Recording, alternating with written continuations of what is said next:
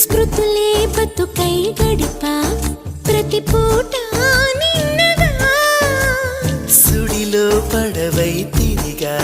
నిన్ను చేరే ముందుగా వెతికే గుండెలో గిలిలో వెలిగా చైత్ర పాఠ్యమిలా మెరిసే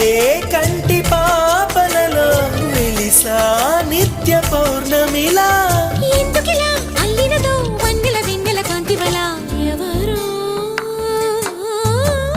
ఎవరో రావాలి అనువాస నేడు